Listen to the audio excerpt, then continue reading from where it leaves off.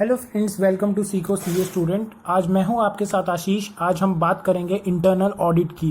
Internal audit से तहत मैं सारी आपको जानकारी दूंगा जो कि आपके सीए, आईपीसीसी, इंटर और फाइनल के से रिलेटेड है। पहली बात, internal audit is a type of internal control system of entity. जैसे इंटरनल कंट्रोल सिस्टम के अंदर जब हम बाकी चीजें चेक करते हैं, इंटरनल चेक करते हैं, ऐसे ही इंटरनल चेक के साथ इंटरनल ऑडिट भी उसी का ही पार्ट है, इंटरनल कंट्रोल सिस्टम का। इंटरनल ऑडिट हमेशा डिस्क्रिप्शन पे, किसकी डिस्क्रिप्शन पे होती है? मैनेजमेंट और टीसीडब्ल्यूजी। मतलब मैनेजमेंट और टीसीडब्ल्यू जब चाहे तब इंटरनल कंट्रोल करवा सकता है और मतलब उसी की ही सारी चीजें होंगी। अगर वो चाहे तो बाहर से किसी ऑडिटर को बुला सकता है, अगर वो चाहे तो किसी स्टाफ मेंबर से भी करवा सकता है अपनी खुद की इंटरनल ऑडिट। मतलब उसी के सारे डिसीजन होंगे। हम इंटरनल ऑडिट क्यों करवाते हैं, उसका ऑब्जेक्टिव होता है जो कि आपके पेपर का पार्ट बन सकता है। तो आपको लिखना पड़ेगा, हम इंटरनल कंट्रोल सिस्टम को इवैल्यूएट करते हैं कि इंटरनल कंट्रोल सिस्टम हमारे प्रॉपरली डिजाइन है कि नहीं, ऑपरेट इफेक्टिवली कर रहे हैं कि नहीं कर रहे।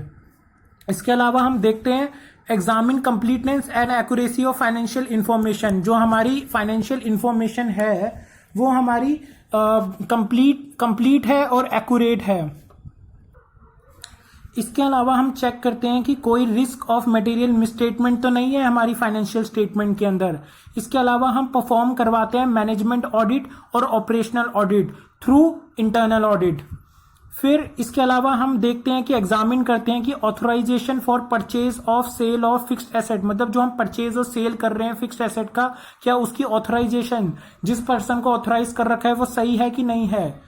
Conducting special investigation on behalf of TCWG और एनटीटी। कभी कभार टीसीडब्ल्यूजी और एनटीटी, टीसीडब्ल्यूजी मतलब होता है हमारा बोर्ड ऑफ डायरेक्टर, और या फिर मैनेजमेंट अगर चाहता है कि स्पेशल इन्वेस्टिगेशन होनी चाहिए किसी चीज की, फॉर एग्जांपल कैश की या फिर किसी और चीज की, तो वो तब भी इंटरनल ऑडिट करवा सकता है या फिर फॉरेंसिक ऑडिट भी करवा सकता है। That is another topic, but मैं इंटरनल ऑडिट की यहां पर बात कर रहा हूं।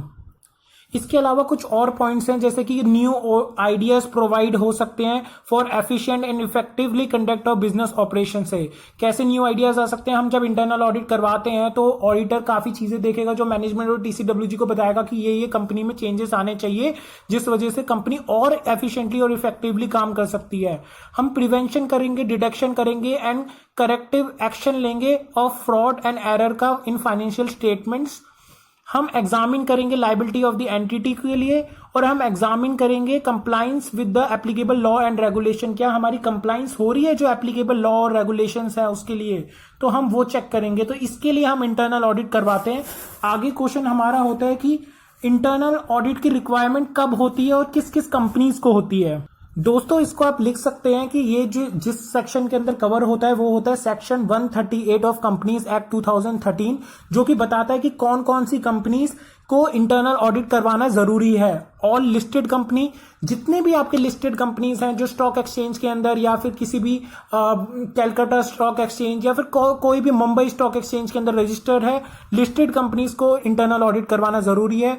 अनलिस्टेड पब्लिक कंपनी, मैं यहां पर किसकी बात कर रहा हूं? जो कंपनीज अनलिस्टेड है लेकिन पब्लिक कंपनी है, उनको अगर ये कंडीशन सेटिस्फाई हो गई तब इंटरनल ऑडिट करवाना जरूरी है। कौन कौन सी कंडीशन? एक तो उनका आउटस्टैंडिंग डिपॉजिट, उनका आउटस्टैंडिंग बाहर से आया हुआ डिपॉजिट, बाहर किया हुआ डिपॉजिट, आउटस्टैंडिंग डिपॉजिट हमने कहीं पे डिपॉजिट किया हुआ है जो कि 25 करोड़ या 25 करोड़ से ज्यादा है at any point of time during the immediate preceding financial year. हमारे जो फाइनेंशियल ईयर चल रहा है उसके पहले वाले फाइनेंशियल ईयर में अगर कभी भी हमारा आउटस्टैंडिंग डिपॉजिट हमने बाहर कहीं डिपॉजिट करवा रखा है 25 करोड़ से ज्यादा, कभी भी करवा दिया पूरे साल में। देखो यहां पर दो लैंग्वेज की बात होती है, एक तो होता है at the time, at any point of time during the immediate preceding financial year, एक होता है ड्यूरिंग इमीडिएट। इनका मतलब क्या होता है पहले मैं ये बता दूं। At any point of time का मतलब होता है पिछले साल कभी भी, हो सकता है जनवरी में हो गया हो 25 करोड़ से ज्यादा, हो सकता है फरवरी में हो गया हो सकता है मार्च में हो गया हो। और during the immediate preceding financial year का मतलब होता है हम एंडिंग चेक करेंगे कि मार्च में क्या, 31 मार्च को क्या फिगर्स थी। तो आउटस्टैंडिंग डिपॉजिट अगर 25 करोड़ से ज्यादा हो, पेड अप शेयर कैपिटल अगर 50 करोड़ से ज्यादा हो या 50 करोड़ के इक्वल हो during immediate preceding financial year, ठीक है। लोन और बोरोइंग फ्रॉम बैंक और फाइनेंशियल इंस्टीट्यूशन, कोई भी लोन या बोरोइंग ले रखी है बैंक या फाइनेंशियल इंस्टीट्यूशन से जो कि 100 करोड़ रुपए से ज्यादा है at any point of time in preceding financial year, तो भी हम इंटरनल ऑडिट करवाएंगे। यहां पर मैंने देखो येलो मार्क किया है, ऊपर जो पिंक मार्क किया था उसका मतलब था उससे या उससे ज्यादा, मतलब 25 करोड़ भी हो सकता है उससे ज्यादा भी, 50 करोड़ भी हो सकता है उससे ज्यादा भी, लेकिन यहां पर जब लोन की बात करेंगे तो यहां पर 100 करोड़ से ज्यादा होना चाहिए, 100 करोड़ से इक्वल नहीं। इसके अलावा टर्नओवर अगर हमारी 200 करोड़ या 200 करोड़ से ज्यादा है during the immediate preceding financial year, तो हम इंटरनल ऑडिट करवाएंगे। लेकिन अगर हम बात करें प्राइवेट कंपनीज की, तो प्राइवेट कंपनीज के केस में हम इंटरनल ऑडिट कब करवाएंगे? अगर हमारे लोन बोरोइंग फ्रॉम बैंक और फाइनेंशियल इंस्टीट्यूशन ज्यादा हो 100 करोड़ से, 100 करोड़ से, इक्वल नहीं बोल रहा, ज्यादा हो 100 करोड़ से at any point of time during the immediate preceding financial year, तो हम इंटरनल ऑडिट करवाएंगे। या फिर हमारी टर्नओवर 200 करोड़ या फिर 200 करोड़ से ज्यादा हो, दोनों की बात यहां पर कर रहा हूं मैं, during immediate preceding financial year, तो हम अपना इंटरनल ऑडिट करवाएंगे। देखिए अनलिस्टेड कंपनी में आपको ये 4 पॉइंट चेक करने हैं, इन चारों में से किसी में भी फॉल हो गया तो आपको इंटरनल ऑडिट करवाना है। लेकिन प्राइवेट कंपनी में आपको इन दोनों में ही आपको देखना है। एक बार मेरे को किसी बच्चे ने क्वेश्चन पूछा था, क्या हम प्राइवेट कंपनी में आउटस्टैंडिंग डिपॉजिट की बात करेंगे? तो answer is no. Outstanding deposit अगर आपका प्राइवेट कंपनी में, मैं तो कहता हूं 25 करोड़ क्या उससे भी ज्यादा हो, 50 करोड़ हो, 100 करोड़ हो, कोई मतलब नहीं है। प्राइवेट में बस लोन और टर्नओवर चेक करना है। लेकिन जहां हम बात कर रहे हैं अनलिस्टेड पब्लिक कंपनी की, वहां पर आपको outstanding, paid up share capital, loan और टर्नओवर चारों चीजें देखनी है। और अगर लिस्टेड कंपनी की बात करूं तो ये सारी चीजें देखनी ही नहीं है, वो तो उनपे इंटरनल ऑडिट होगा ही होगा।